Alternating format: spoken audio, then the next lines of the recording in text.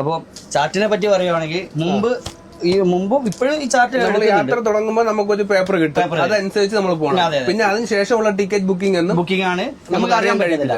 എന്നുവെച്ചാൽ അതിന് അവര് ഉറക്കൊഴിച്ചിരിക്കണം മുന്നേ. ഇപ്പോഴത്തെ സ്ഥിതി അതല്ല. ഇപ്പൊ ടാബ് വന്നതോടുകൂടി അപ്ഡേഷൻ ആയി. ഇത് ബിറ്റ്ല എന്ന് പറഞ്ഞ സോഫ്റ്റ്വെയർ ആണ്.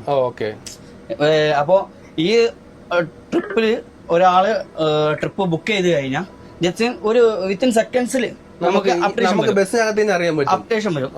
അപ്പൊ ആ സീറ്റ് ഇന്ന സ്ഥലത്ത് നിന്ന് കയറാനുണ്ടെന്നുള്ളത് നമുക്ക് നോട്ടിഫിക്കേഷൻ വരും. അപ്പൊ അവര് അവിടെ നിന്ന് പിക്ക് ചെയ്യാം.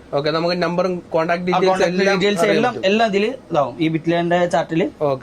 ഇപ്പോഴത്തെ കണ്ടീഷനിൽ യൂറോപ്യൻ രാജ്യങ്ങളിൽ ആദ്യം ഉപയോഗിച്ചുകൊണ്ടിരുന്ന ടെക്നോളജിയാണ്. ഒരു കോ ഡ്രൈവർ ഇല്ല, ക്ലീനർ ഇല്ല.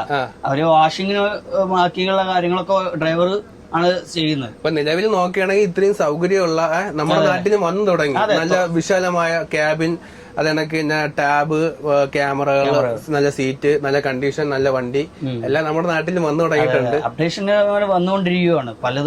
പലരും പല അപ്ഡേഷനിൽ ഇങ്ങനെ മുന്നേറിക്കൊണ്ടിരിക്കുകയാണ്. പുതിയത് എന്താണെന്ന് ചിന്തിച്ചോണ്ടിരിക്കും. അതെ, പുതിയത് എന്താണെന്ന് അതാണ് കസ്റ്റമർക്ക് ആവശ്യം. പുതിയത് എന്താണെന്നുള്ളതാണ് കസ്റ്റമർക്ക് ആവശ്യം.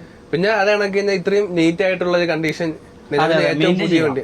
എന്തായാലും ഈ നൈറ്റ് സർവീസ് ബസ്സുകൾ ഓടുന്നത് 90%, അതല്ലെങ്കിൽ 99.99% നീറ്റ് ആൻഡ് ക്ലീൻ ആണ് എല്ലാരും ഉദ്ദേശിക്കുന്നത്. അതെ, കാരണം ഇനിയും വീണ്ടും വന്ന് കയറണം. അതെ.